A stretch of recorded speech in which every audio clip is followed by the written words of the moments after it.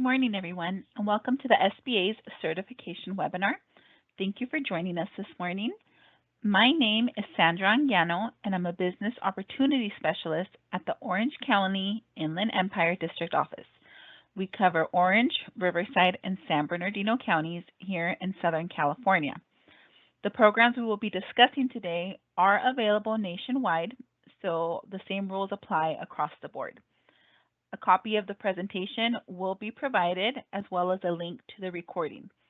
I will be sharing numerous websites and links throughout the presentation today, so don't worry about having to jot those down because these will be live links once you receive a copy of the presentation. So today we are going to cover the 4 SBA certification programs, which are the 8A Business Development Program, the HUBZone Contracting Program, the Woman-Owned Small Business Contracting Program, and the Veterans Certification Program. For those of you who have joined online via Teams, please make sure to use the Q&A box to type out any questions you may have throughout the presentation.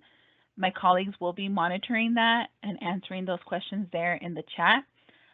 With such a large group, we don't have the function to go ahead and unmute the lines. That usually creates a lot of background noise, so it's just easier to type the questions out into the Q&A box. So please feel free to do so, and we will get to those questions throughout the presentation. Before we go ahead and jump into the actual SBA certification programs, I am going to give you a quick introduction to government contracting. This may be useful information for those of you that are just starting off, or this information may serve as a refresher or clarification for those of you who have already started the process. So let's go ahead and jump into this, and then we'll get started with the certification programs. So the first question that comes to mind is, what does the federal government buy? So the federal government buys just about everything, from office supplies to janitorial services to the construction of government facilities and much, much more. They are the largest procurer of goods and services with set annual goals for their huge budget. So businesses should do market research to determine if the federal government buys its service or product. We recommend that you do your market research to find out what the government is buying or how they're buying it. In the next few slides, we will cover a few useful links for you to use as a starting point to conduct this market research. This is also a good opportunity for me to point out that there are various levels of government and not all certifications are equal. So the state is going to have its own process of procuring. Cities are going to have their own programs that they want you to go through in order to do business with them. And even large businesses and prime contractors have their own process. So it's important to identify who you want to do business with to determine what certification you need. So where can you go to conduct market research? On this slide here, we provide you with a few links to get you started. So the first one here is sam.gov. For all government certifications, you will be required to have a SAM account. So this is something that you want to get started on as soon as possible. On sam.gov, you can search by keyword, by industry, by specific state or specific agency to find opportunities. On sam.gov is where you're going to find anything that is over $25,000 because anything over $25,000 is required to post. We also have the Dynamic Small Business Search System, or DSBS. This site allows you to look at which contractors are selling to the federal government. So it helps you identify your competitors. This system is managed by the SBA, and the DSBS system will actually be where your certifications are listed. Your SBA certifications will show up here on DSBS. There's also the Interagency Directory, or ICD. This is a central repository of indefinite delivery vehicles awarded by the federal agencies. Then we have the USA Spending website. This site provides information on how the federal government spends money or how they forecast to in the near future. GSA Library is your one source for the latest GSA contract award information, so that's also a very good resource. And then there is also the Acquisition Central site, which allows you to search forecasts by agency. So it kind of narrows down your search a little there. So each of the links will take you to their sites. So this is a great starting point for you to conduct market research. Once you check out all of their sites, you'll see that everyone offers different trainings, webinars, and they list their points of contact for any questions you may have. So please check these out when you receive a copy of the presentation. The federal government has prime contracting procurement goals that must annually be met. There are certain set-asides for certification programs and socioeconomic categories. Of the huge budget that the federal government receives each year, 23% of their total contracting dollars must be spent on small business. Specifically, there are targeted set-asides and acquisition goals for the following programs. 5% must go to women-owned small businesses. 13% must go to small disadvantaged businesses, such as 8A firms. 3% must go to HUBZone business. 3% must go to service-disabled, veteran-owned small business. Set-asides are reserved for small businesses between $3,500 to $250,000.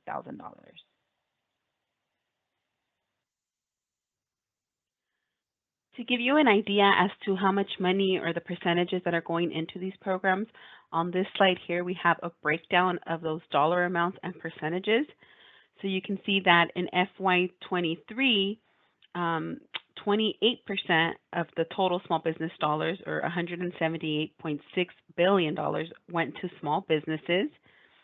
13% went to small disadvantaged businesses, or actually that's the current goal as it stands today. For last year, it was 12% for FY23. So that goal was achieved by 12.1%.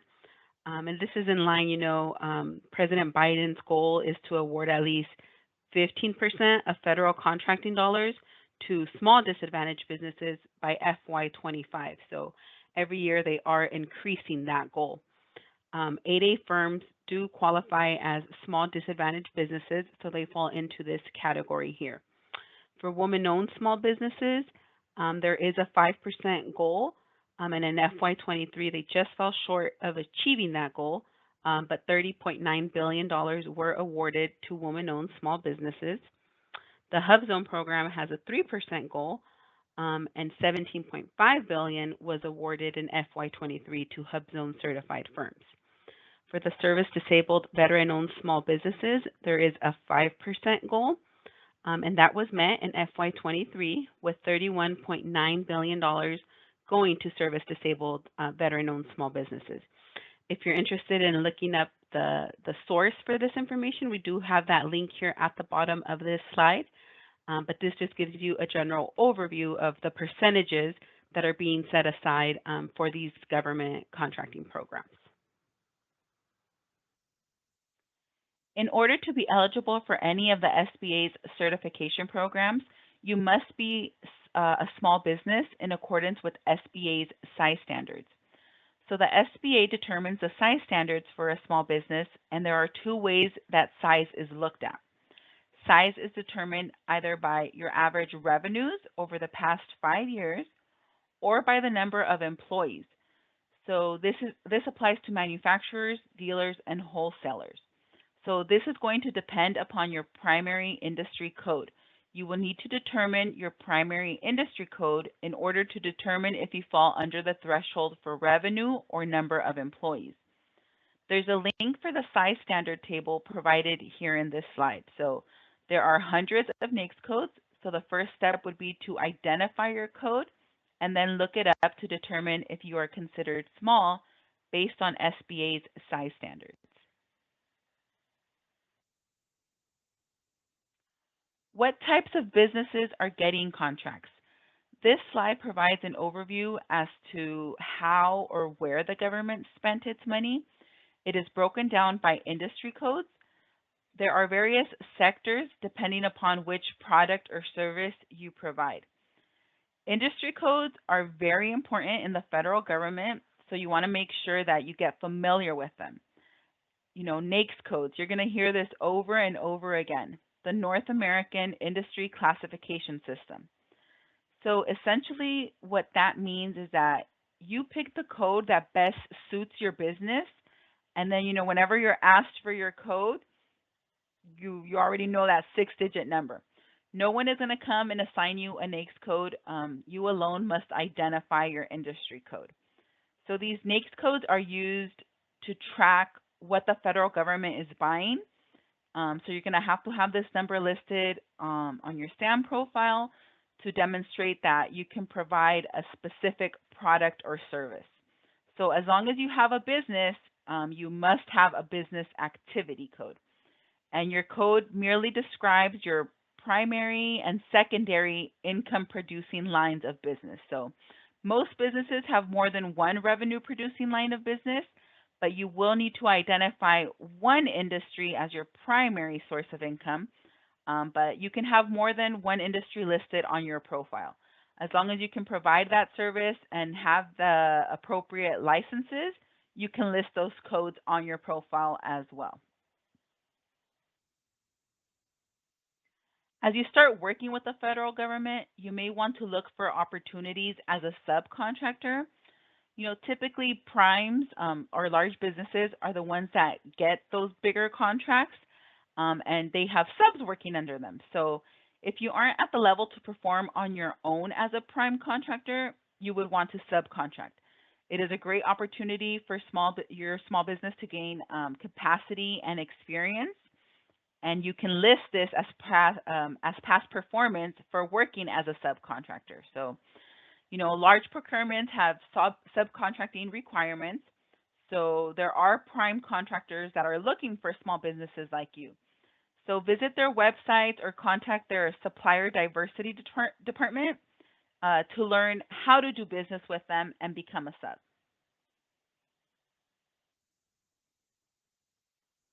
As you start digging into contracting, you will discover that there are many tiers.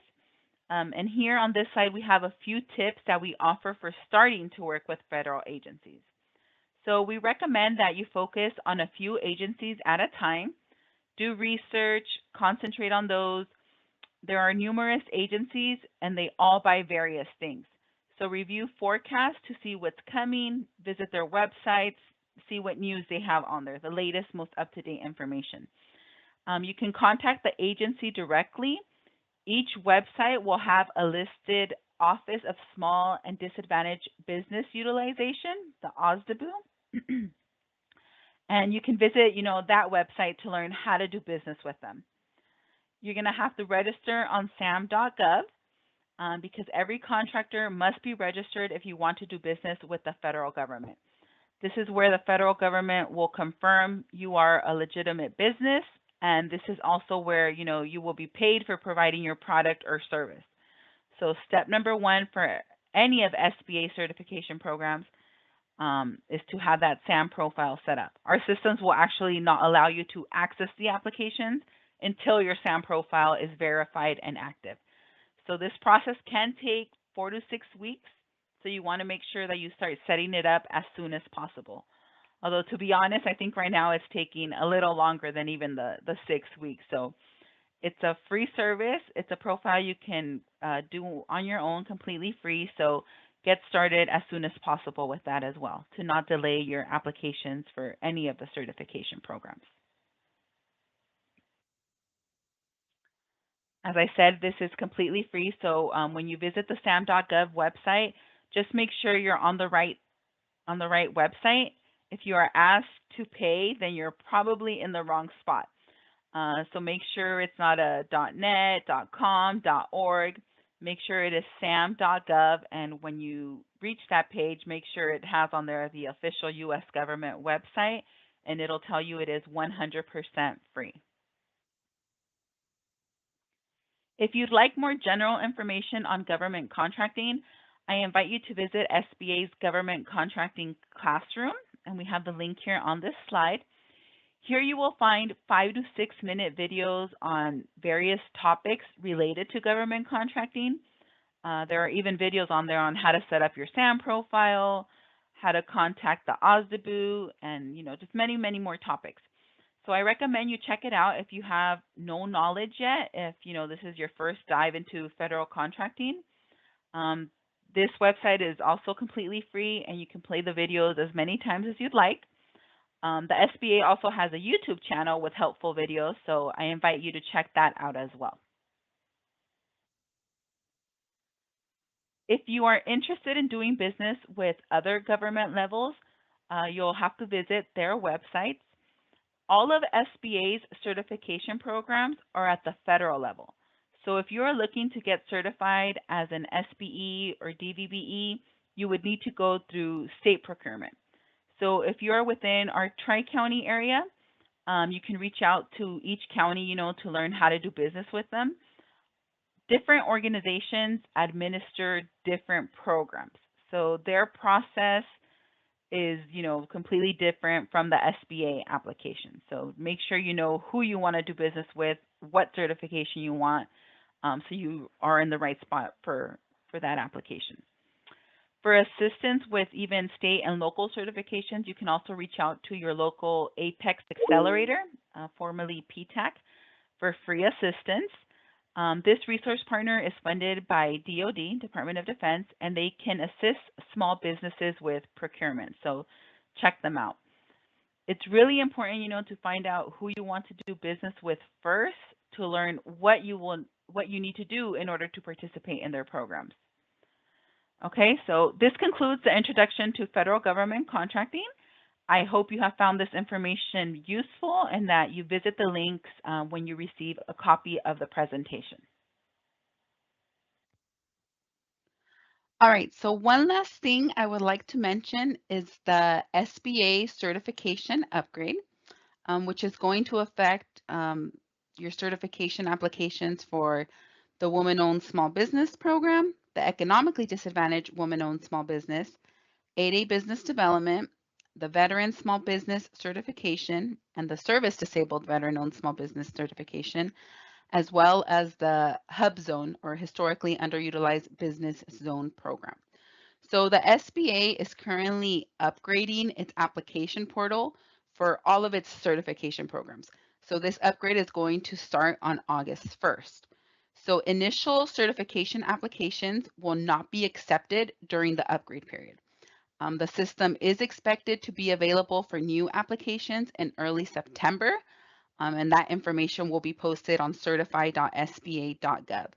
So for any new and prospective applicants for any of our certifications, we do encourage you to wait until the upgrade is complete before you go ahead and start applying for the programs. Most certified firms will not be impacted by the pause in applications, and firms that are needing to renew during the upgrade period will receive guidance from their certification program. Any applications submitted before August 1st will continue to be processed during the upgrade period in the order in which they are received. So also, if your firm is facing a deadline on a proposal that will be impacted by your certification status before August 1st, please contact certifications@sba.gov and provide your contract number, the agency name, and your bid due date for assistance with that. So you're going to see in the presentation today that all of our slides still have, the information as it is today. But that may be changing, after August 1st. So you'll want to check back to make sure you're submitting the correct information in the right portal after August 1st. So if you wait until early September to apply using the new system, that should avoid any issues or anything like that while our system is upgraded. So please keep that in mind as we go through the different application processes for all of our programs today. All right. I think that's all I have for that. And now let's go ahead and move on and actually talk about our certification programs. We will now go ahead and get started with the information on the 8A Business Development Program. The 8A Business Development Program was named after a section of the Small Business Act and designated to help small disadvantaged businesses to compete in the American economy and access the federal procurement market. So it was created to help firms that are owned and controlled by at least 51% socially and economically disadvantaged individuals. We will talk about what it means to be socially and economically disadvantaged when we get to the eligibility criteria, and we will also go over what it means to be owned and controlled and how the SBA reviews that information. This program provides entrepreneurs with targeted management and technical assistance to help them compete for contracts and other business opportunities. And this program offers a 9-year term and a one-time only participation. So you can only participate in the program once in a lifetime. You can't reapply for the program and have another 9 years. It's a one-time 9-year term. All right, so what are the benefits of this program? So why should you get certified in the 8A program? So the federal government's goal is to award at least 13% of all federal contracting dollars to small disadvantaged businesses each year. As I mentioned, the 8A program falls into this goal for the small disadvantaged businesses. So as a participant in the program, we will provide you with management and technical assistance, marketing and outreach assistance with the mentor protege and joint venture programs. You can even form joint ventures with established businesses through the SBA's mentor protege program. You will also have access to surplus property. This is, tools and equipment that are available through the state. And you can get, these items for pennies on the dollar. You typically just have to pay for like the shipping of these items. So that's another great benefit of this program. The biggest draw to the program, of course, is the contract set-asides and the sole source award opportunities. So these set-asides can be for up to $4.5 million for goods and services and up to $7 million for manufacturing. As a small business, you can also participate in the SBA's Empower to Grow program. This was formerly known as the 7J Management and Technical Assistance Program. So you can take, advantage of various courses and trainings that are available to you at no cost. So this program provides eligible disadvantaged U.S. small businesses with free business courses. There's tailored training, one-on-one consulting, just many resources available for you to support, the growth and operations, hiring, regulatory compliance, and government contracting competitiveness. So you can click on that live link at the bottom of the slide here once you receive a copy of the presentation. That way you can check out what resources are available to you in your area. In the next few slides, we will be talking about the eligibility requirements for this program. So each category that you see listed here on this slide is something that you're going to be asked to provide information for in order to determine your eligibility. So we will talk about ownership, control, U.S. citizens, small business size standards, potential for success, good character, social disadvantage, and economic disadvantage. On the right here in the red text is a reference for the Code of Federal Regulations, the citing as to where you can find it, in case you're interested in looking up all the legal terms that constitute this program. At the bottom here, we do have a note that you must be in business for at least 2 years before applying for this program, and I'll explain why that rule exists later on as we discuss the eligibility criteria. Okay, so first let's talk about ownership. We require that the individual upon whom eligibility is based directly and unconditionally own at least 51% of the firm. So this must be direct ownership by the disadvantaged individual. You cannot be owned by another company. You cannot be owned by another trust. You, the individual must be the individual owner at 51% or more. That can be more than one person to make up that 51% ownership. But just keep in mind that if you have more than one owner, each individual will need to meet every eligibility criteria to be a participant in this program. If you are married and residing in a community property state, such as California, it may be necessary to submit a notarized transmutation agreement to ensure that the disadvantaged individual owns at least 51%. Community property rights do impact unconditional ownership. There is no requirement on the structure of the business, so you can be a partnership, an LLC, a corporation, a sole proprietorship, whatever structure you'd like to use for your business. But these here are examples of what SBA will require to demonstrate that 51% ownership. So we're going to ask for things like stock certificates and ledgers, your IRS 1040 schedule, Schedule C, if you're a single member LLC, or Schedule E, whatever is applicable to the structure of your business. You are going to have to submit your firm's tax returns. So what the reviewer will be looking for is proof that on paper you can demonstrate that you own at least 51% of the business. Our next requirement is control.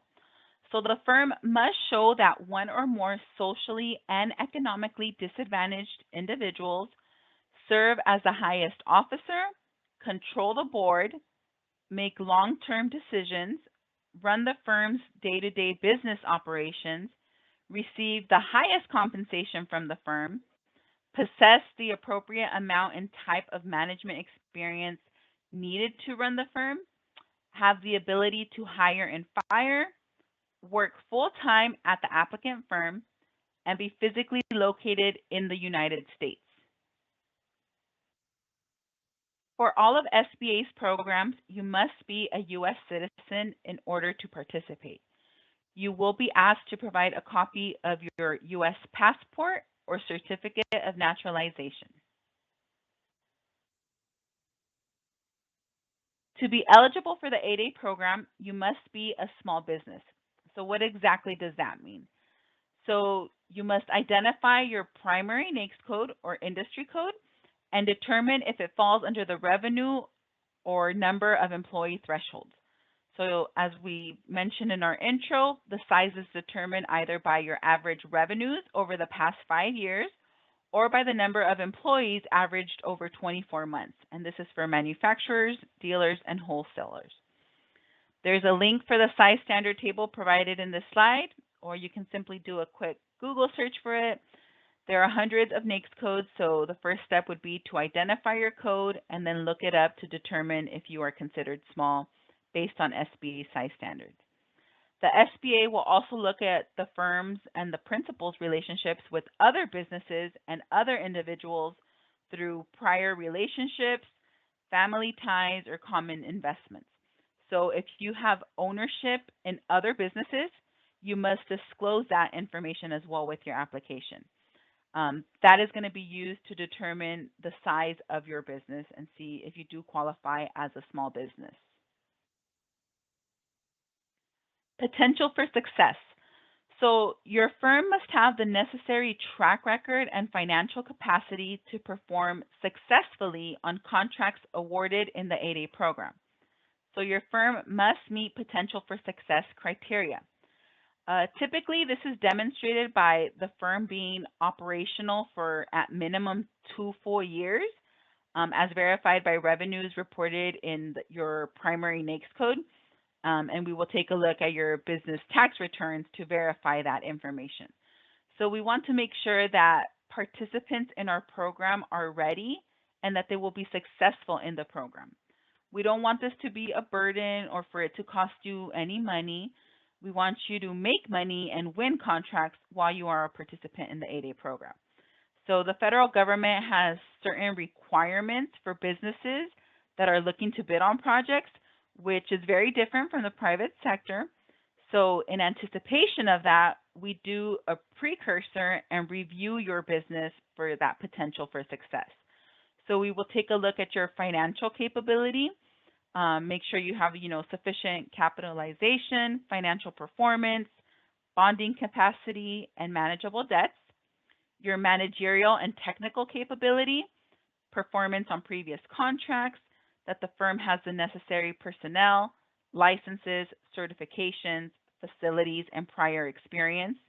Your management capability, the education, experience, and training of CEO and other managers, the magnitude and complexity of past or current jobs and your management systems, your qualifications for ability to perform on federal contracts, so any relevant contracting experience, your ability to meet federal procurement policies.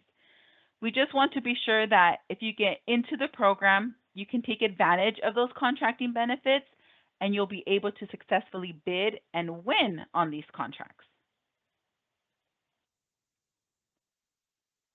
So you must be in business in your primary NAICS code for at least 2 full years immediately prior to the date of your 8A application. So for at least 2 years before you even apply, you must have been doing business in that primary NAICS code so that you can prove on paper, that you have been successful in operating your business for at least 2 years. This is, why it's very important to identify that NAICS code and make sure that that's also listed on your tax returns. Sometimes businesses transition from doing one thing to another. It could be in a related industry, it could not. So what we are looking for is proof, like on paper, that you have been doing work in the same NAICS code for at least 2 years. So you're going to have to provide proof that you have generated revenue.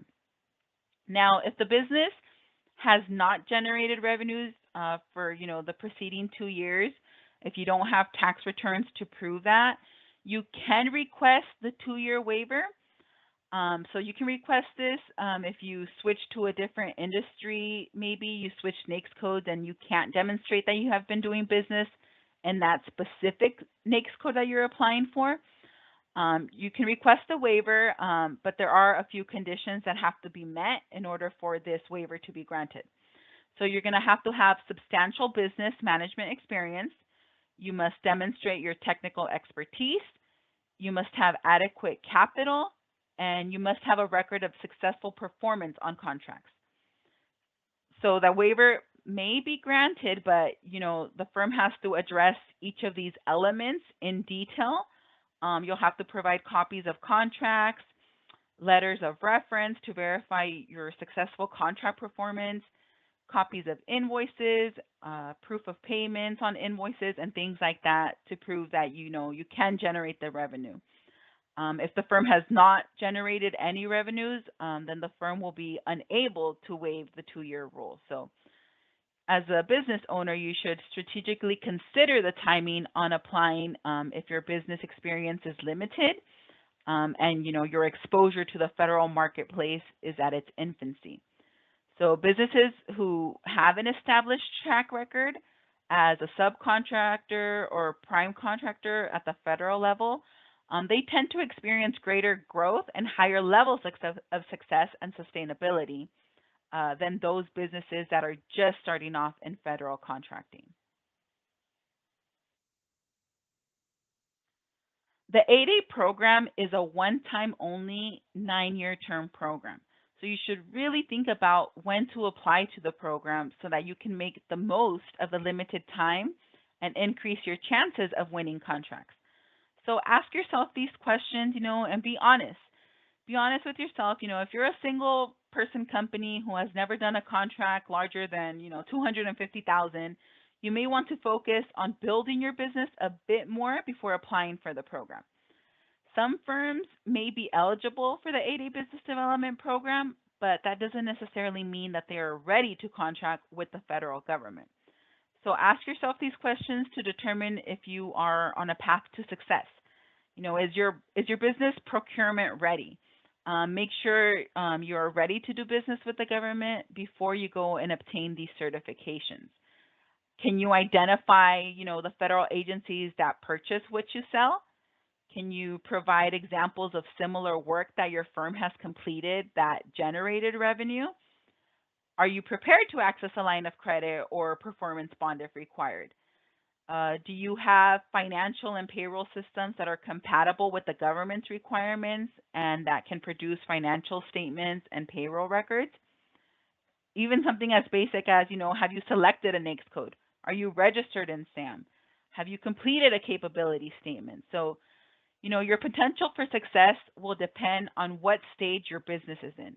So, are you just starting up or are you well seasoned? It's better to be a little more well seasoned before you apply for these certifications than to just have a business starting up and you're trying to bid on these contracts. So, really think about when you should apply because it's a one time only. You can't pause your certification, your active status once you come into the program. It's 9 years and that's it. So really think about when you should apply. Okay, another criteria for eligibility is good character.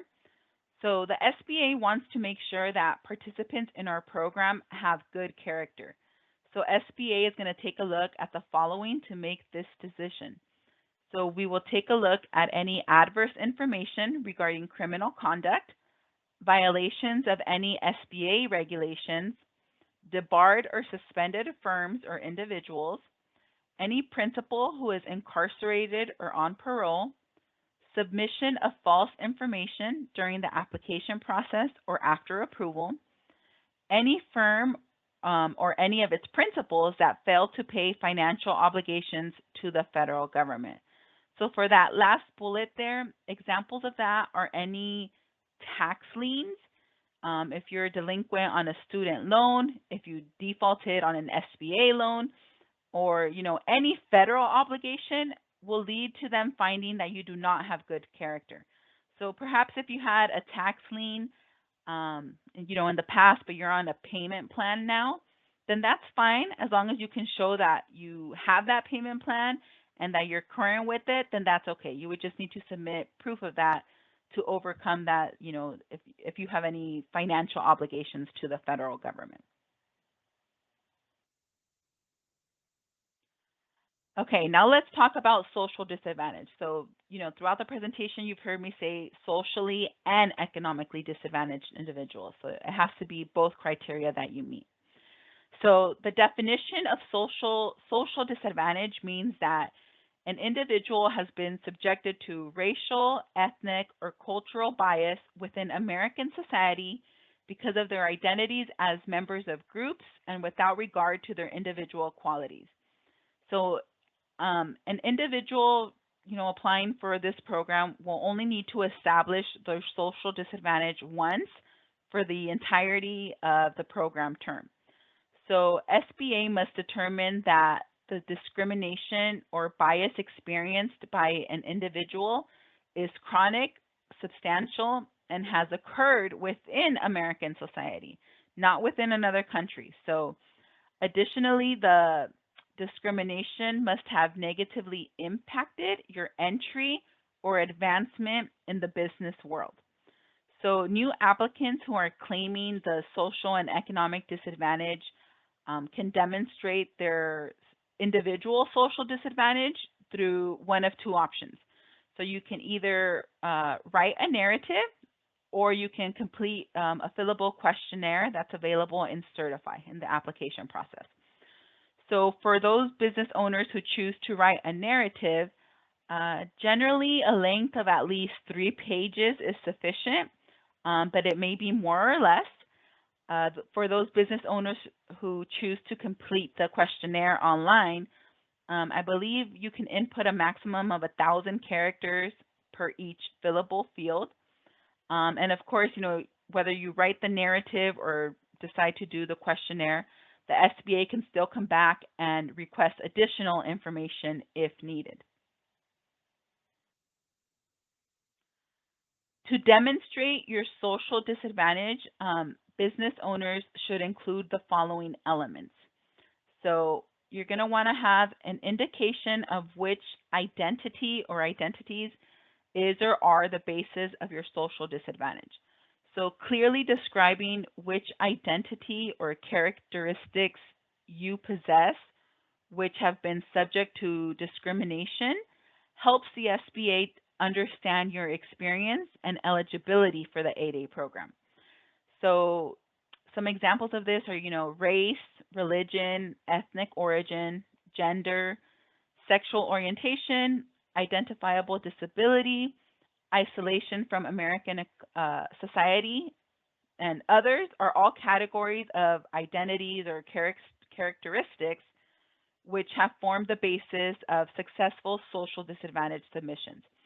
So it is important to specify the identities or characteristics within, those categories, which form the basis of your social disadvantage. So, for example, you can say that you're a subcontinent Asian American woman.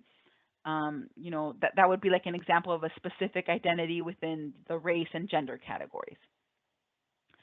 Usually, one identity or characteristic is sufficient to establish your social disadvantage. Although, if you have multiple characteristics or identities, you can specify more than one. It's often difficult to determine which single characteristic is subjected to discrimination. Your descriptions of incidents in which bias or discrimination has occurred. An individual should typically provide 2 incidents of bias to establish chronic and substantial social disadvantage. So one incident may be enough to establish your social disadvantage if it is pervasive or recurring. So the SBA, recommends limiting yourself to 2 examples just to avoid unnecessary delays during the review process. Experiences should be related to education, employment, and business history. This can include, current or previously owned companies. Here we have, let me see, I have some examples that are included for you. If you visit that guide for writing the social disadvantage narrative, which we have linked on this slide. So in education, the SBA considers factors such as, denial of equal access to institutions of higher education, exclusion from social and professional association with students or teachers, denial of education honors rightfully earned, and social patterns or pressures which discourage the individual from pursuing a professional or business education. In employment, SBA considers factors such as unequal treatment in hiring, promotions and other aspects of professional advancement, pay and fringe benefits, or other terms and conditions of employment. So things like that. For business history, the SBA considers factors such as unequal access to credit or capital. So like I said, check out that guide that we have linked here, the guide for writing the social disadvantage narrative, and that'll give you some more examples as to what to include. But, just make sure you indicate which identity or identities are the basis of your social disadvantage, and be ready to have, the description of the in which the bias or discrimination has occurred.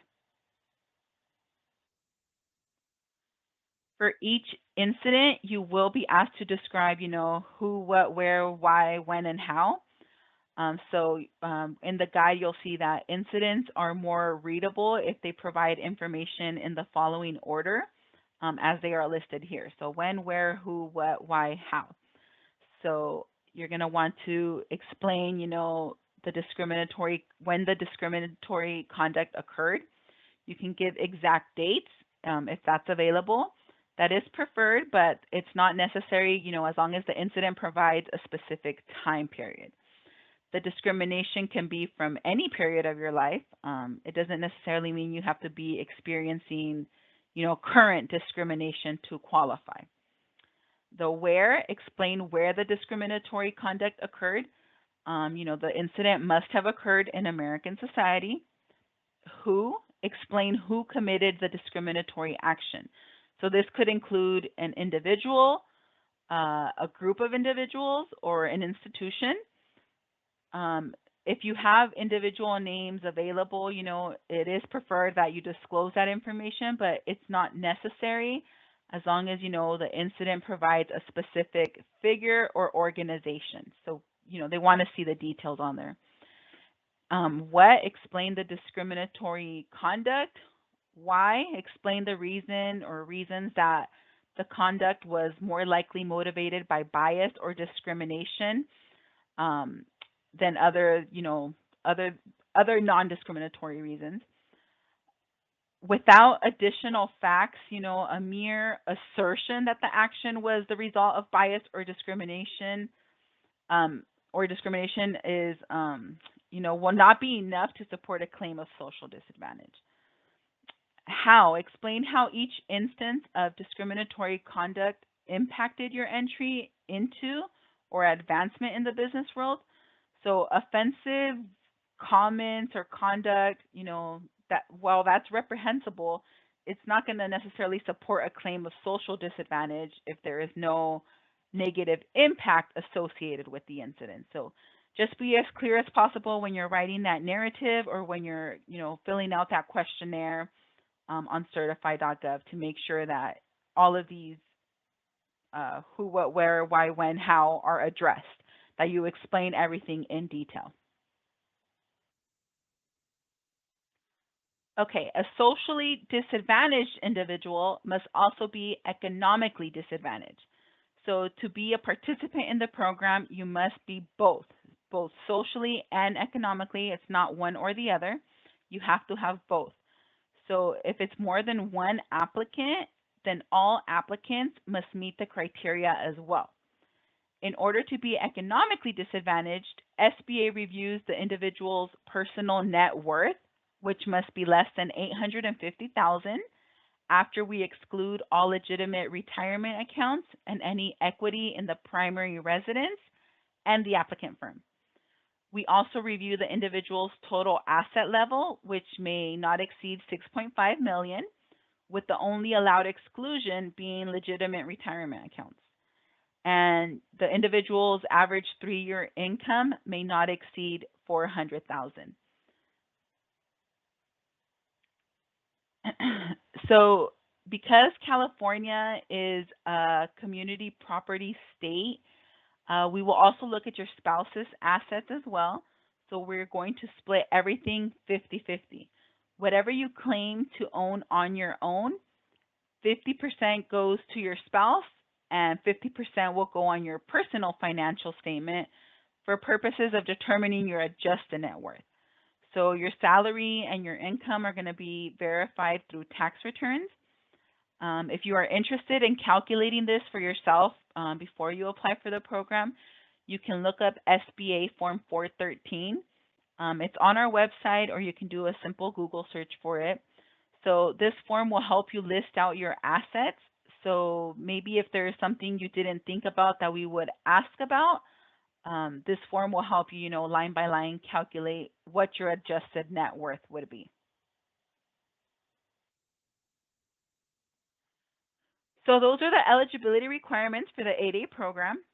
During the application process, you will be asked questions in all of these sections. So just make sure that you are honest and forthcoming when you complete the application. These are specific questions that are asked on the application and a big part of the eligibility criteria for the program. If you don't disclose information and the SBA discovers it, it's going to create more issues for your application. So just, be honest and forthcoming with it. It's better to disclose it and not have the SBA come back and ask for more information and, make it seem like you were trying to hide it. So even if you had like a small ticket, you should answer yes, to avoid additional questioning. Sometimes you don't even have to be arrested or go to jail for it to appear on your record. So even an infraction could appear on your record.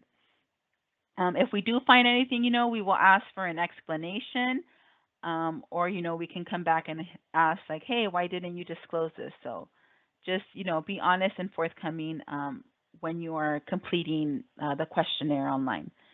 There are some things that would have an impact on your application. So if we see like a pattern of, you constantly getting in trouble, if you're in and out of jail, if you have felonies or any violence or business integrity, if you're writing bad checks or things like that, that could really impact your application.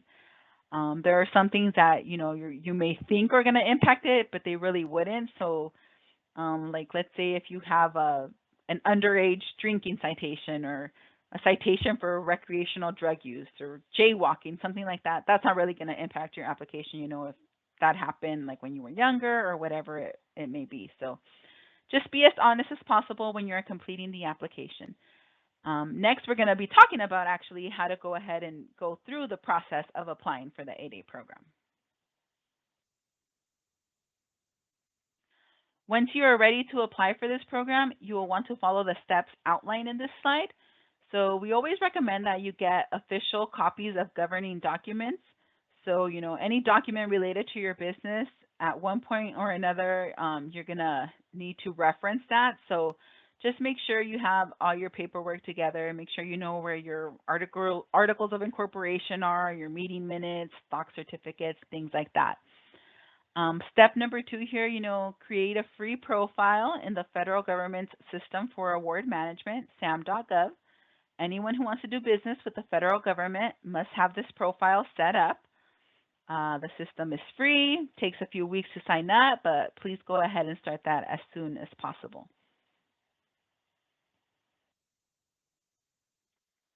The application, step 3 of the application process is to start the free application on SBA's website, which is certify.sba.gov. Before you can access the application, you will need to have your SAM profile set up. So Certify will let you, start a profile, but they will need to verify your UEI and SAM profile before letting you proceed to the actual application. Applications for the 8A Business Development Program are processed in about 90 days. So, just have your documents ready in case anything is missing or the reviewer needs further clarification. Just provide as much information as possible, respond to the reviewer. They'll contact you via email or through the Certify system itself through messages in there. They will send you a letter listing each deficiency or areas that require more information. So it's very clear, the information they need to go through with your application, to continue reviewing your application. Your application is processed by analysts in one of 2 8A processing centers. So it'll either go to San Francisco or Philadelphia, and you'll be notified if your application was approved or not. If you're accepted into the program, your profile in DSBS and SAM will show, your approval date and exit date for the program, because it's just the 9-year term, and that'll show on those websites. Maintain your eligibility and certification in the 8A program. Once you are in the program, you have to maintain, your eligibility and certification. So you're going to be responsible for maintaining your continued eligibility in the program. So on an annual basis, you will need to certify that you continue to meet, the requirements for the program. So you'll have an annual review, and you'll submit, information to your assigned business opportunity specialist, and they'll contact you about that once you are in the program. So, yeah, that concludes the application portion of it. If your application is returned to you and you plan to resubmit, you may attend a focused training session put on by headquarters. They address common application errors. So if you submit your application and it gets returned to you, you can attend one of these sessions so that your firm can jump the line and your application will be moved to the front of the line once you resubmit. So in order to receive this benefit, you will need to complete the survey that's going to be sent to you with your initial training invite. So you do that and submit it to the program office, respond to their email, and then they'll be able to, move you forward in the line. So you can find out about these training sessions by emailing 8atrainings@sba.gov. There are also a number of resources available to you on SBA's website, as well as a dedicated email box for general information. If you have any technical questions when completing the application, please reach out to the Certify Help Desk. Locally, we can answer general questions about the 8A program, but we have no say when it comes to your actual application. So I do recommend you reach out to one of our resource partners, SBDC or SCORE, Women's Business Centers, to review your application before you submit it, just to make sure everything is in order and it doesn't delay your application processing. You can also visit the certified knowledge base for all tools, frequently asked questions, and program information for the 8A Business Development Program. So this concludes the information on the 8A program. If you have any more questions, please feel free to enter them into the Q&A box. We have been answering those as we've gone through the presentation, but if anything else has come to mind, please feel free to go ahead and enter it there.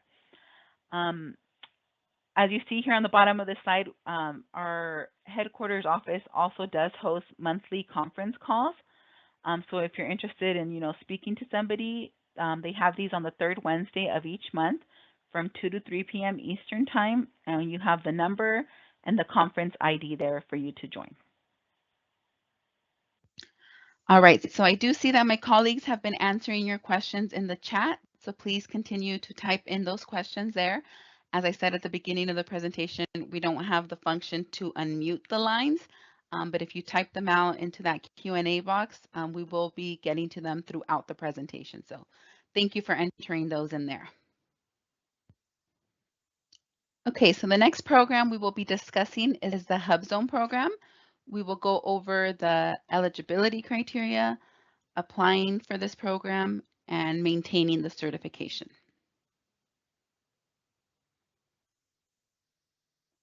So what exactly is a HUBZone? So a HUBZone is a historically underutilized business zone. So this program was designed to help small firms in certain communities gain access to federal contract opportunities. HUBZone areas are typically areas of low median household incomes or high unemployment or both of those situations. We will talk about how you identify these zones in the following slides.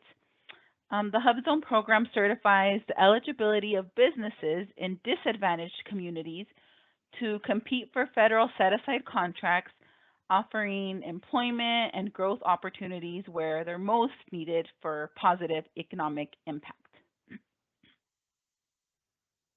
Okay, so let's talk about key program benefits.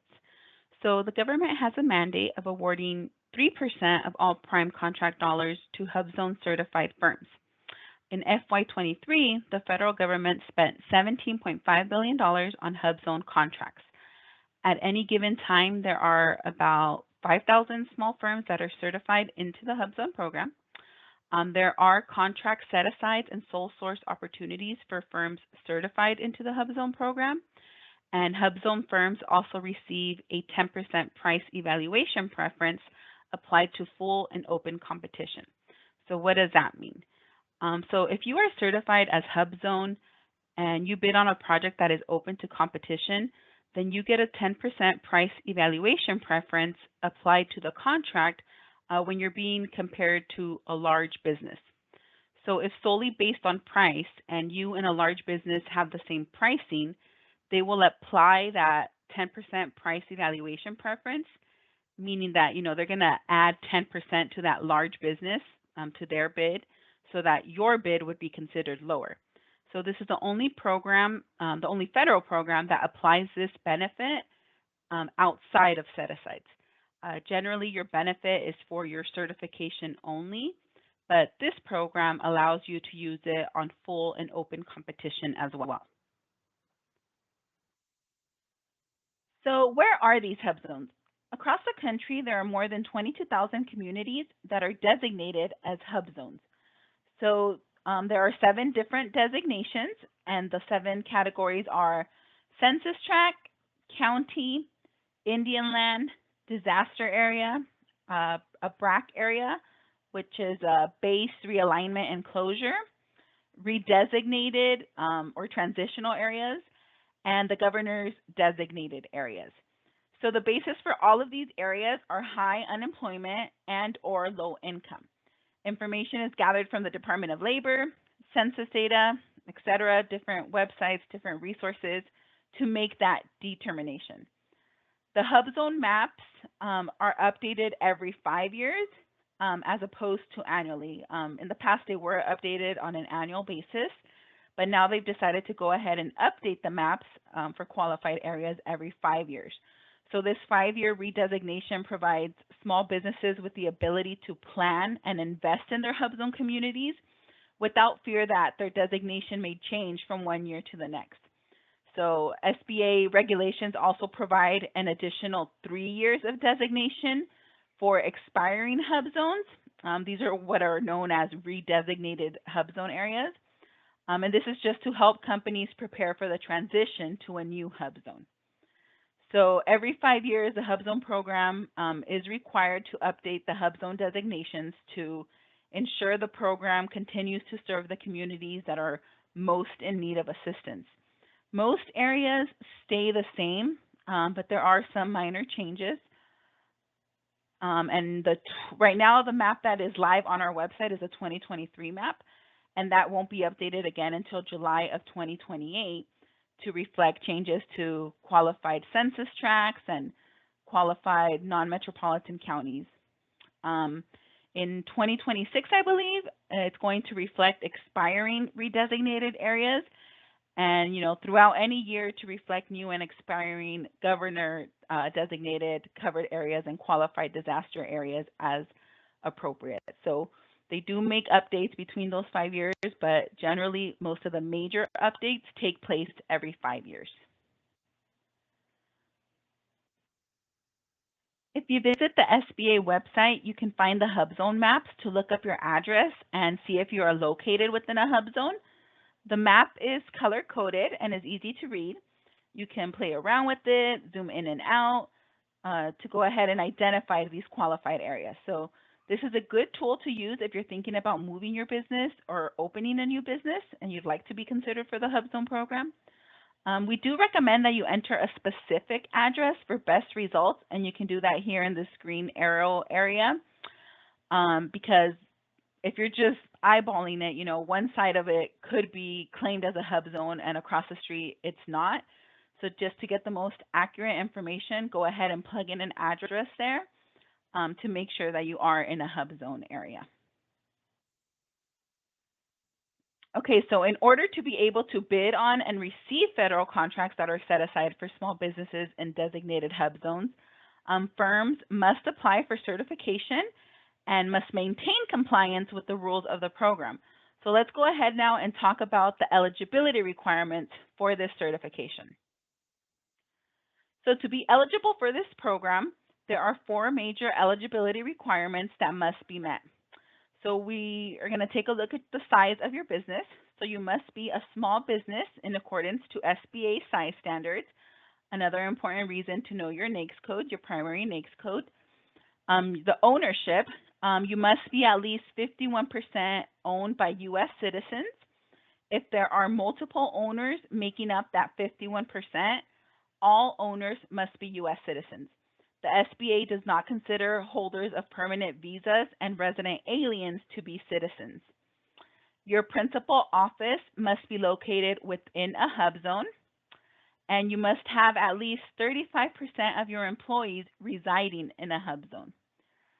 You can find the full qualification criteria or eligibility criteria in Title 13, Part 126, Subpart B of the Code of Federal Regulations, and that's the text that you see here in red. So we're going to cover these 4 areas in the following slides, but this is the basic eligibility requirements for this program.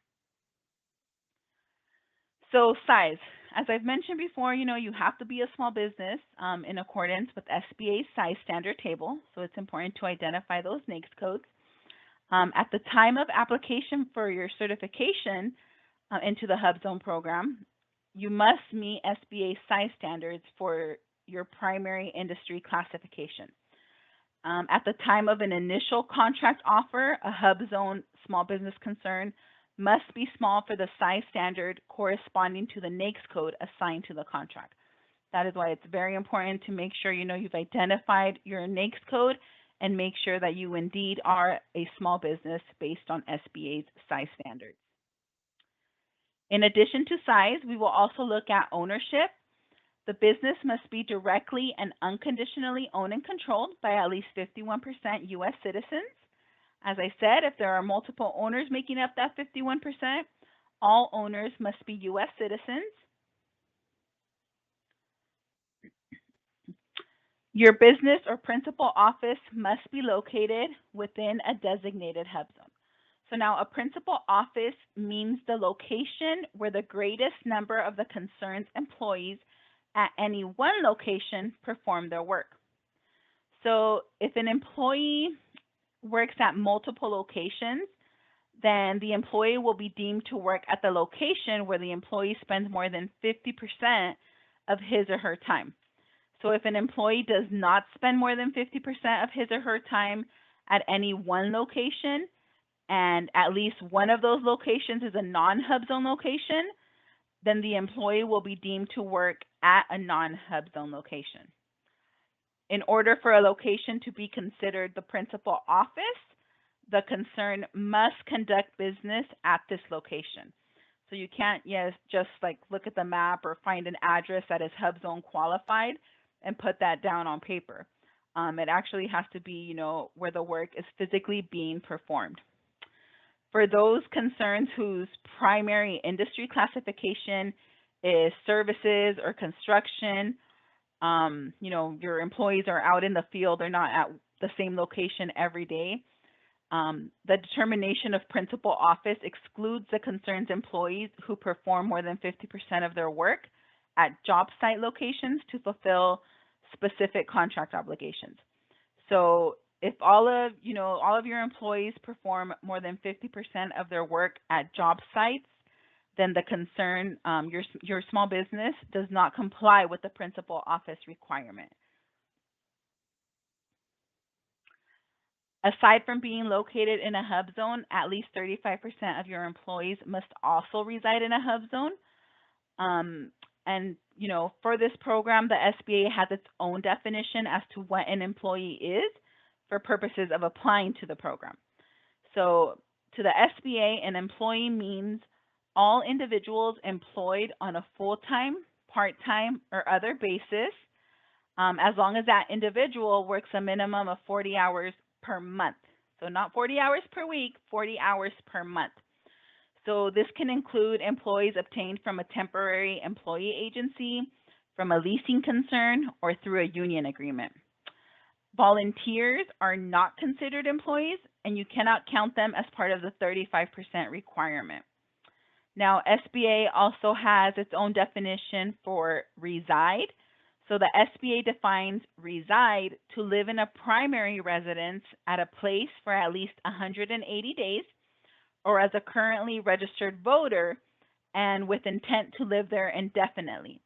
So if you have, an employee that is in a HUBZone area, but they're pretty new to the area, they haven't been there too long, they just moved, if they've been at their new address for like 30, 60 days, and they can demonstrate their intent by updating their ID or driver's license, and then you would submit a copy of that with your application to make sure that you meet that requirement. When you are calculating these percentages, when determining the percentage of employees that reside in a HUBZone, if the percentage results in a fraction, you can go ahead and round up to the nearest whole number.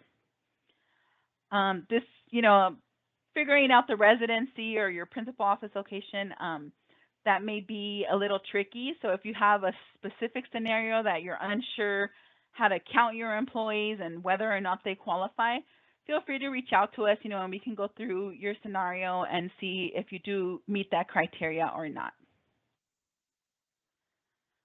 Okay, before you can participate in the HUBZone program, you must be certified by SBA. So we do recommend that you review on our website the top tips for HUBZone certification tip sheet. You can take a look at that, and then now we're going to talk about the steps that you have to take in order to get HUBZone certified.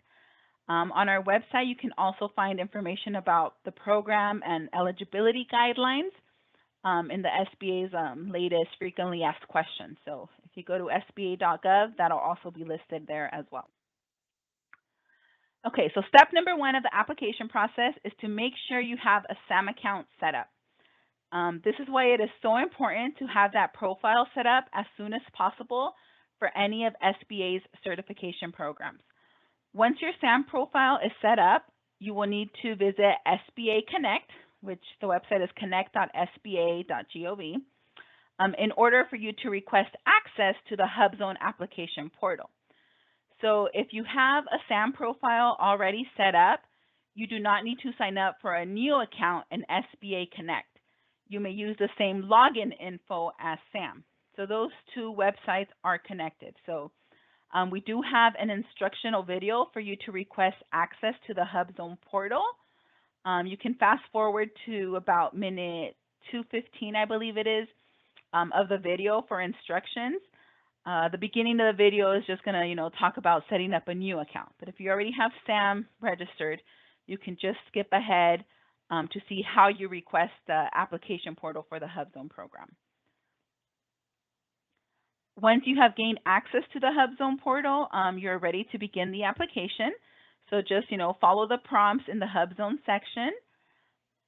Step number 4 would be, to check your email for time-sensitive instructions. Make sure, you're also checking your spam folder, as messages, sometimes end up there. You will need to electronically verify your application within 2 business days after you've submitted it through SBA Connect. During step number 5, you will need to submit the requested supporting documentation to support your application. So you will receive an email confirmation. They'll tell you have about 3 business days to complete this step. And in the next slide, I will share with you the type of documentation that will be needed. So just please note that your submission cannot be assigned for eligibility review until all required documents are submitted. So be prepared to respond for additional information as soon as you hit submit on that application. Failure to do so may result in a decline or withdrawal of your application. And once your application is approved, you're going to want to check that your status was updated in SAM and DSBS. The SBA typically updates your status within 48 hours of approval. So just go back into SAM after that and double check, make sure that it shows your active certification when you came into the program and that everything is up to date with the information there. On this slide, as I said, we have some examples of the documents that will be requested to support your application. So make sure to read the full instructions from the HUBZone office so you know exactly what they need to see. Make sure you provide a copy of a fully executed lease, a copy of the most recent utility bill for the firm's principal office. Make sure that it shows the period of usage and shows the service location. If you cannot provide a utility bill because utilities are included under the terms of the lease, you can provide a citation showing where the lease provides that utilities are included. Just make it as clear as possible to the reviewer to make sure that you have addressed that with your application, that it is part of your supporting documentation. We do have a supporting document checklist available on our website, or you can click on the link below there, or above, I should say. You can click on the link above once you get a copy of the presentation. You will be required to submit different supporting documentation based on your ownership and business structure. So just, be sure to name each file using the naming convention that is outlined in that checklist. So important to have that handy when you are completing your application, so you make sure you're following everything and there's no delays in processing your application. The final step in the application process is the electronic verification step.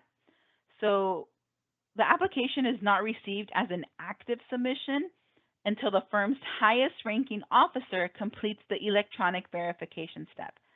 So the electronic verification attests that all information is true and correct. So if you skip this step, if you don't complete this, in the system, it's going to show that your application is incomplete. So make sure to check your spam folder, your inbox, and carefully read over the instructions provided in the email that you will receive. I believe they give you like 2 days to complete this step after you submit your online application. If you are declined for any reason for the HUBZone program, you may seek certification again after 90 calendar days from the date of the decline. If you have a complete application, applications will be processed typically within 60 days. So just make sure that, check that a signature is included, that the correct boxes are checked off, and like I said, so it doesn't delay your application at all. Make sure that the documents you send in, like your supporting documentation, that those are legible, especially those that are related to, citizenship, the HUBZone residency, principal office, like that main criteria to get into the program. Make sure that, it's not blurry or anything like that, that none of the documents you submit are expired or anything like that, or it's an old utility bill that you send in. And importantly, all leases must be signed by both parties and it must contain dates as to when that was signed. So make sure all of that is checked off, before you send that in for the final review. So what happens once you are approved for the HUBZone program?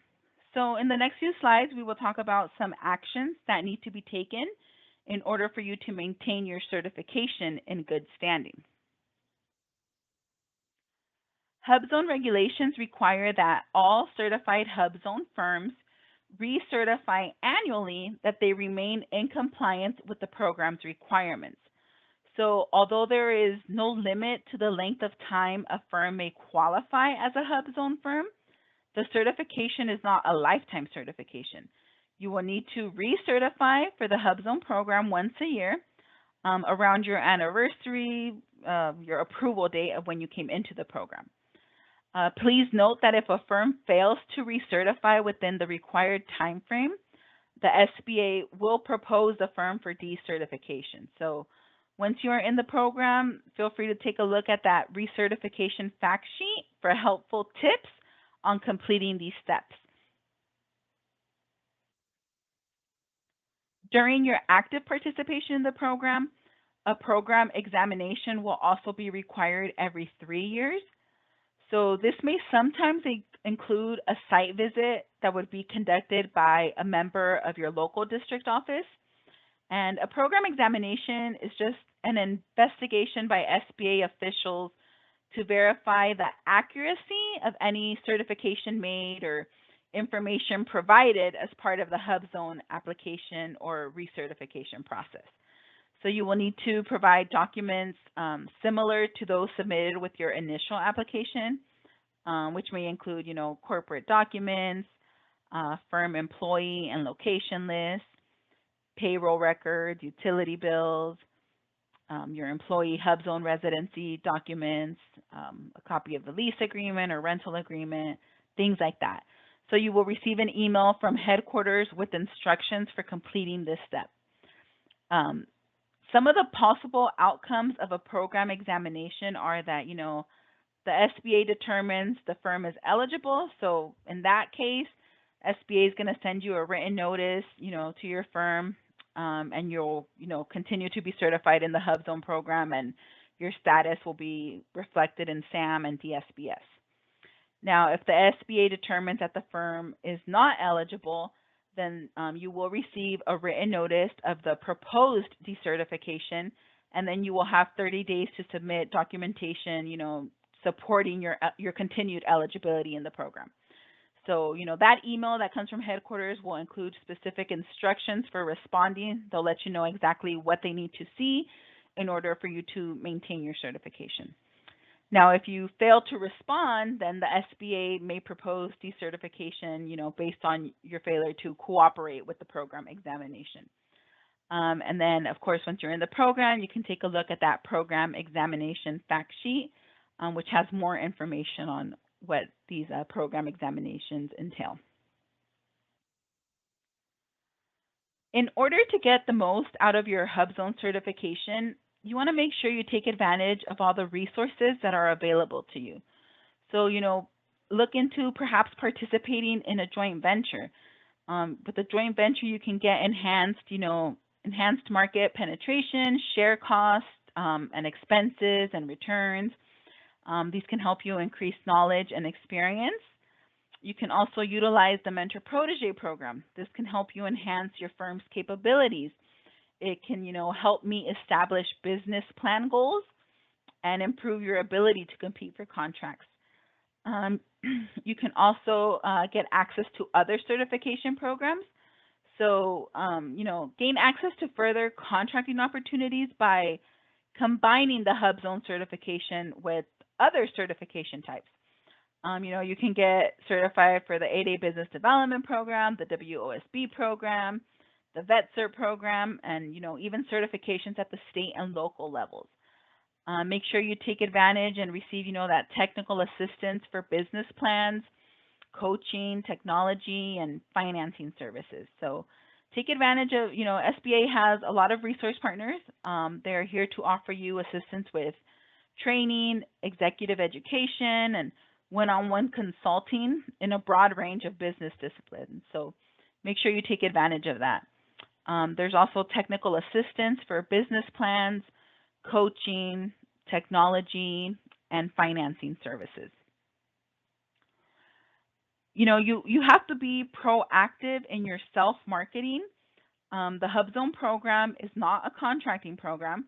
The program requires significant commitment on the part of the business, to market its products or services in order to succeed in the program. So focus on areas in your niche market and prioritize, identify federal buyers, get to know them, identify the agency contracting procedures and those who make buying decisions, and make contacts through small business events and network your business in order to really get the most out of your HUBZone certification. There are a number of ways to get assistance with your HUBZone application. I would like to mention that the HUBZone program is managed out of DC. So to get more specific answers, we recommend that you contact them directly. Here locally, we do not have access to SBA Connect, and we cannot review applications or view the status of your application. There is a dedicated email address for all inquiries, so you can email them at hubzone@sba.gov. The HUBZone Program Office also offers conference calls on Tuesdays and Thursdays, and they are available during those times to answer any questions you may have. If you'd like to speak to a live person, you can call in during those times and ask your question to receive an answer. So this concludes the overview of the HUBZone program. If you have any more questions, I hope you're entering those into the chat and we're getting to them as quickly as possible in there. But yeah, that's the end for the HUBZone program, and now we'll go ahead and move into the WOSB program. Okay, so the next program we will be talking about is the Woman-Owned Small Business Federal Contracting Program. So WOSB for short for Woman-Owned Small Business, and EDWOSB for Economically Disadvantaged Woman-Owned Small Business. So the federal government's goal is to award at least 5% of all federal contracting dollars to woman-owned small businesses each year. Joining the WOSB Federal Contracting Program makes a business eligible to compete for federal contracts set aside for the program. Firms can still compete for contract awards under other socioeconomic programs that they qualify for. So you're not limited to just participating in one program at a time. Firms that choose not to participate in the SBA's WOSB Federal Contracting Program may continue to identify as a woman-owned small business in SAM.gov for the purposes of competing for other contracts. However, they will not be eligible to pursue federal contracts restricted for SBA certified WOSBs and EDWOSBs. Just for reference here, we do have that WOSBs received $30.9 billion in federal contracting in FY23. That is up from $28.1 billion in FY22.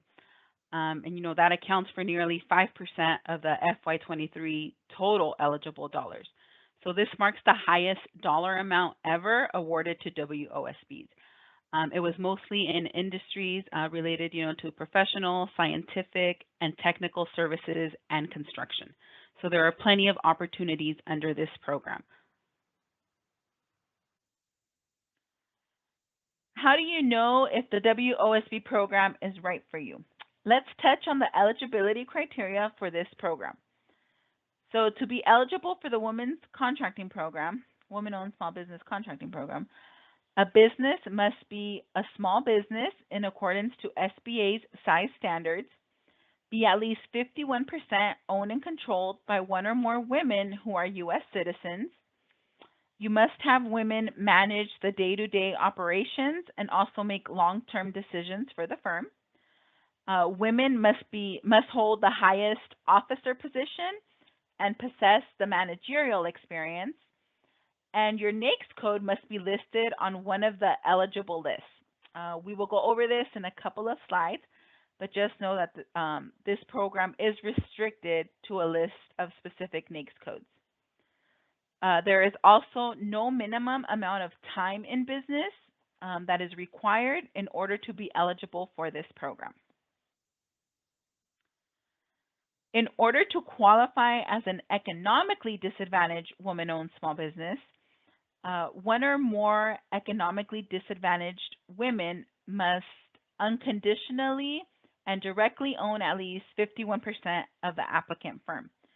So each individual whose ownership interest will be used to qualify for the economically disadvantaged designation must submit documentation demonstrating their financial condition meets the defined economic threshold. So for personal net worth, that must be less than $850,000, excluding, the women's ownership interest in the concern and their equity interest in the primary personal residence. The income must be $400,000 or less in adjusted gross income, averaged over the previous 3 years preceding the certification. Your total assets must be $6.5 million or less for the fair market value of all personal assets, and this is including primary residence and the value of the business concern.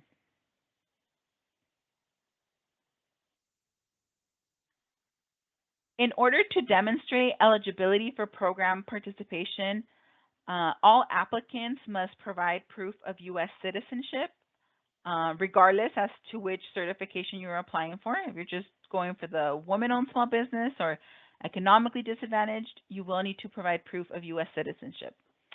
Depending on your business structure, you will also be asked to provide additional documentation. If you're an LLC, you will need to provide things, such as the articles of organization, operating agreements. Corporations will need to provide articles of incorporation, bylaws, stock ledgers. It just needs to be proven on paper that women are running the business in order to participate in this program. So make sure you have all your legal business documents ready and that they show that women are the ones running the business. If you are applying for the economically disadvantaged woman-owned small business certification, additional documentation will be needed. You will need to complete the questionnaire for economically disadvantaged, fill out a personal financial statement. That's that SBA Form 413 we mentioned earlier.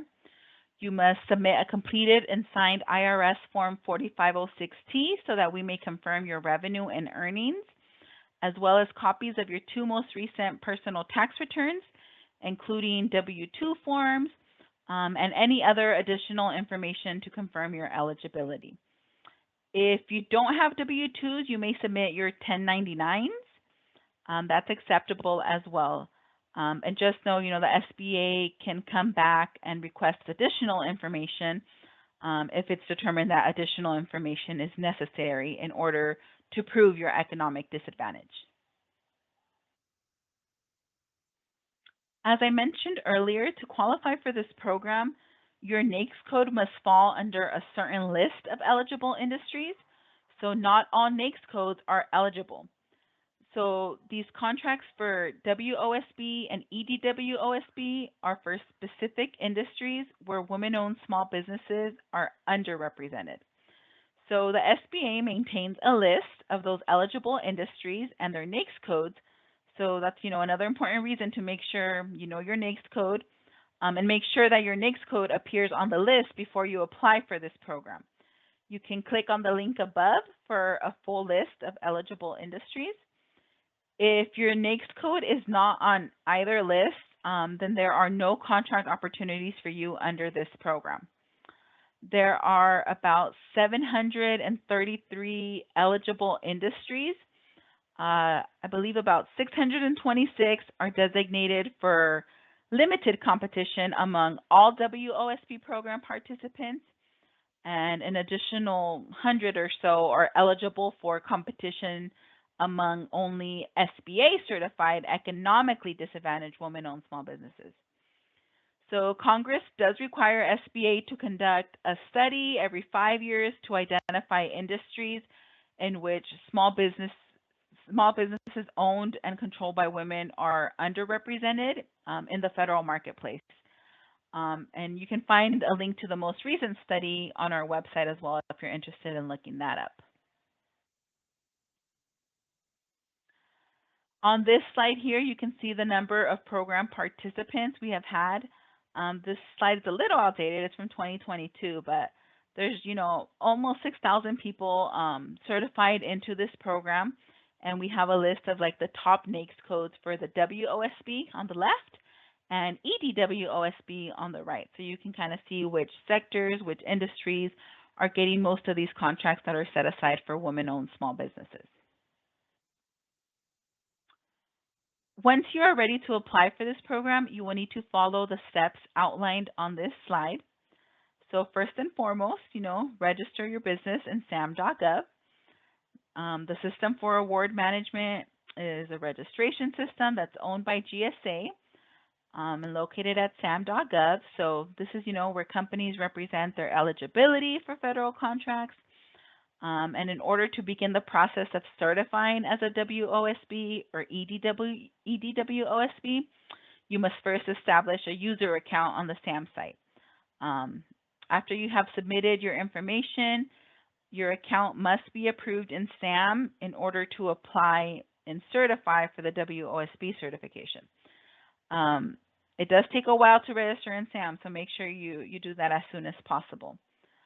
You're going to submit your actual application for this program at wosb.certify.sba.gov and just follow the prompts there to complete the application.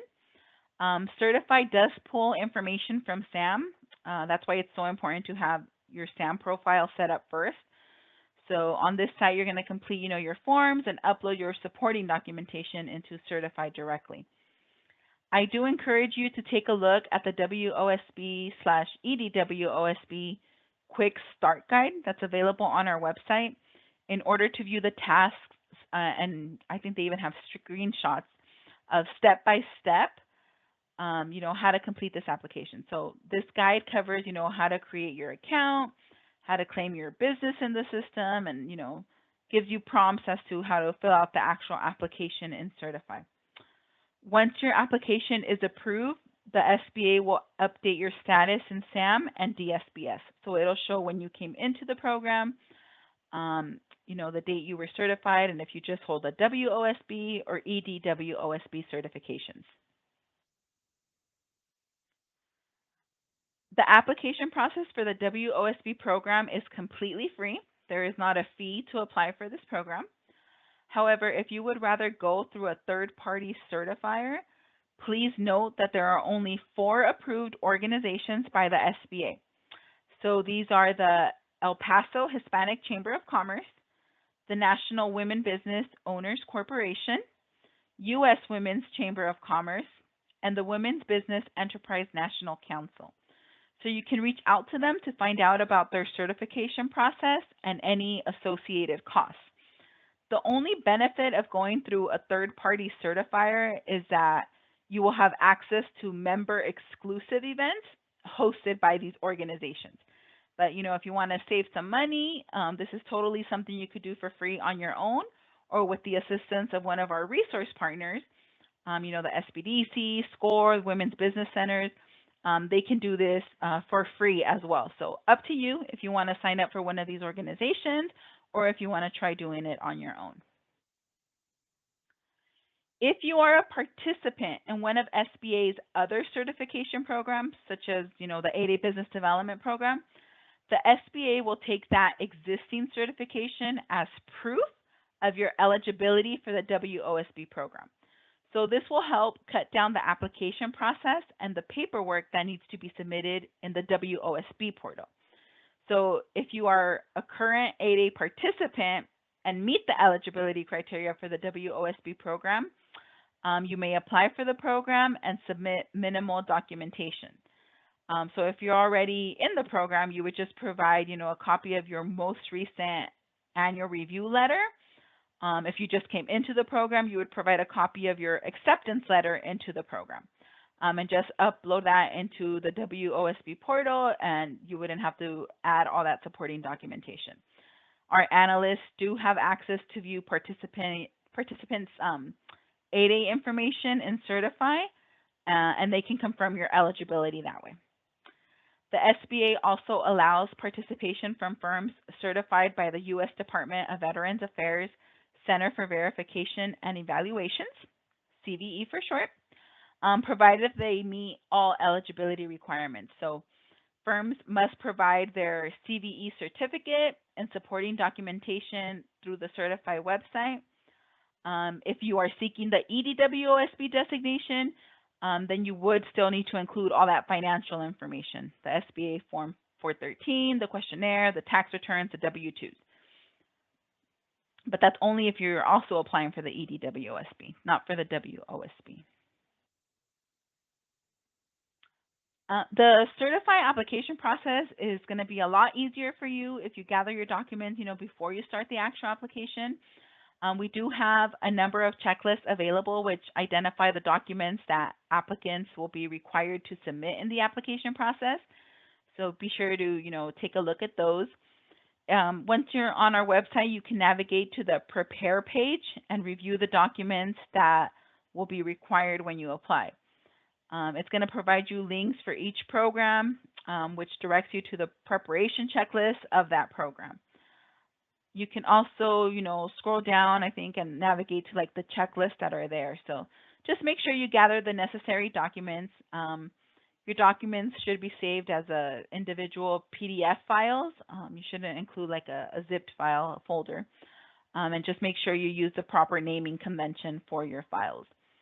I do believe there is a size limit on the files. They have to be 25 megabytes or less, I believe.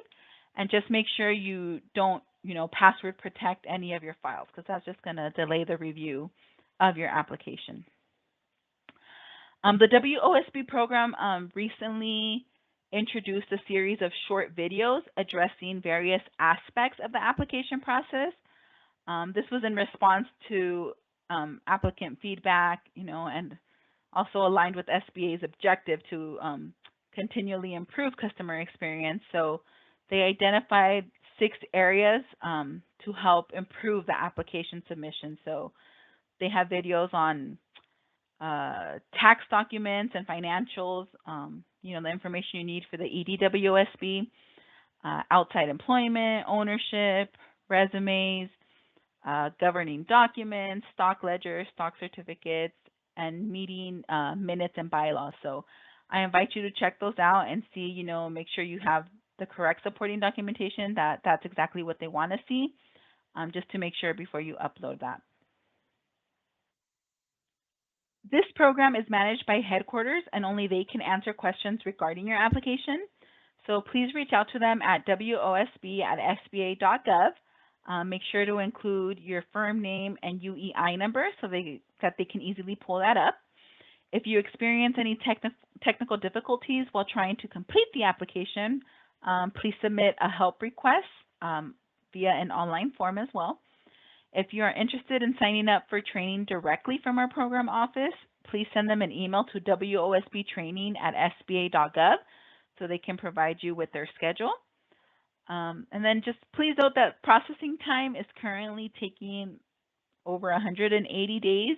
The WOSB program office is backlogged, and they ask that you be patient. Once your application has been deemed complete, you will receive a notification indicating that your application has reached the processing stage. So the SBA has 90 days from the beginning of the processing stage to render a determination, but Just keep in mind that due to their current backlog, the processing time may take a little longer. So this concludes our presentation on the WOSB contracting program. And if you have any questions, please feel free to type them into our Q&A box, and we will be sure to get to those. Our final presentation for today will be on the Veteran Small Business Certification, or VetCert for short. So every year, the federal government awards a portion of contracting dollars specifically to businesses owned by veterans. Also, small businesses owned by veterans may be eligible to purchase surplus property from the federal government, which we will discuss in the next few slides. First, let's talk about the benefits of certification for the VetCert program. So the federal government aims to award at least 3% of all federal contracting dollars to small disadvantaged veteran-owned small businesses each year. Competition is limited for certain federal contract opportunities to businesses that participate in the service-disabled veteran-owned small business program. Joining the service-disabled veteran-owned small business program makes your business eligible to compete for the program's set-aside and sole source contracts. Service-disabled veteran-owned small businesses may self-certify their status to compete for set-aside contracts at most federal agencies. However, the VA does not recognize the service-disabled veteran-owned small business self-certification. So self-certified service-disabled veteran-owned small businesses must now apply for the SBA certification. This came into effect just January of this year, and you're going to need SBA certification in order to be able to compete for set-aside contracts within the federal government.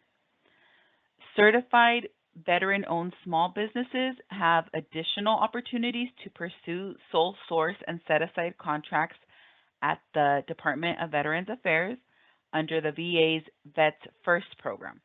You can also compete for contracts under other qualifying socioeconomic programs. If you were previously certified through the VA, you will need to take action in the new VetCert portal that's now handled through SBA. There is additional guidance on a grace period or an extension for existing participants, so I invite you to check out our website for the latest information on that.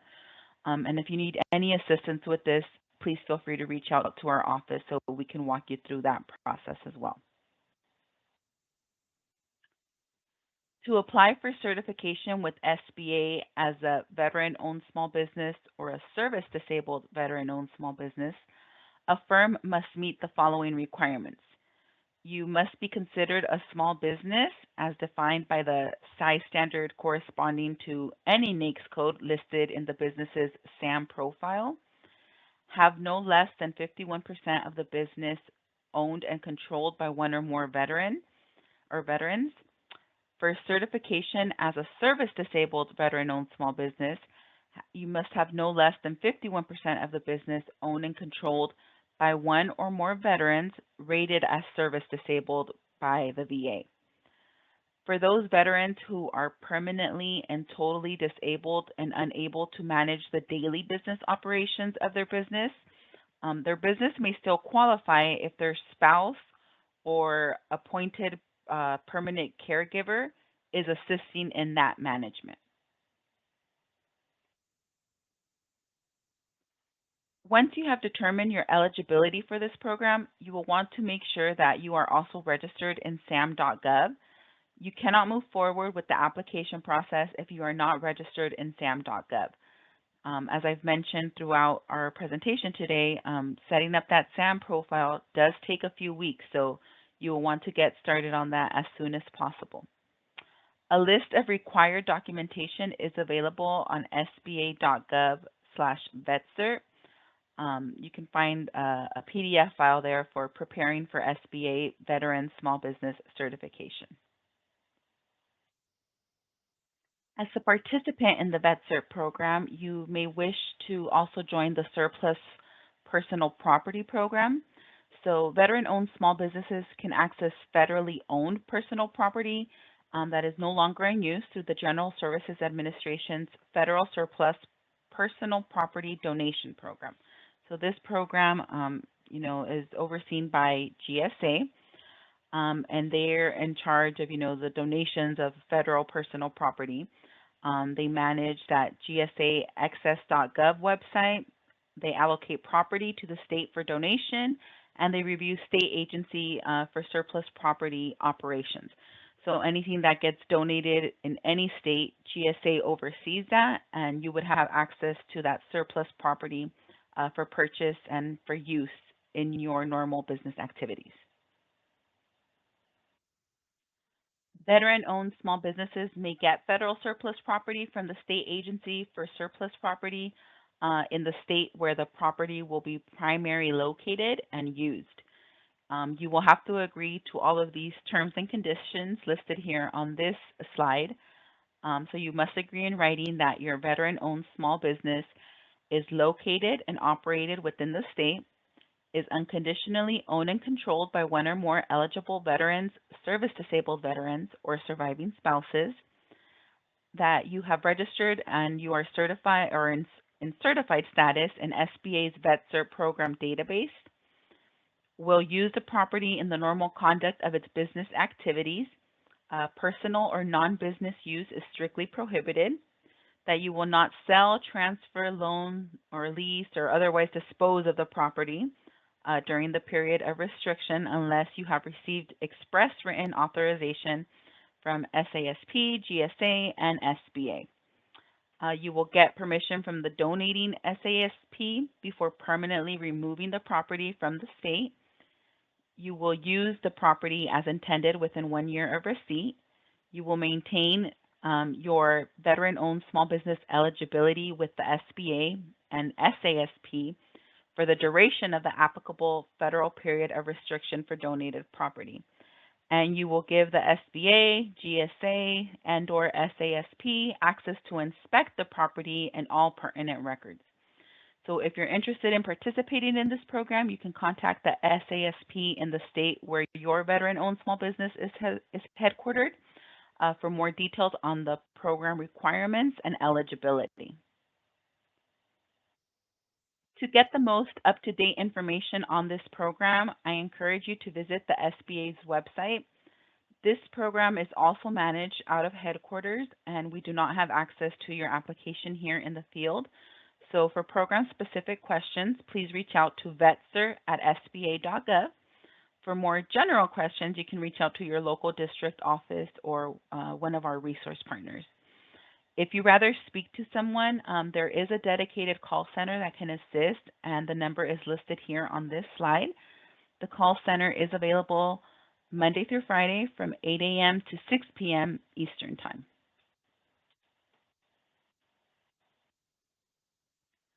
So this concludes our presentation for today.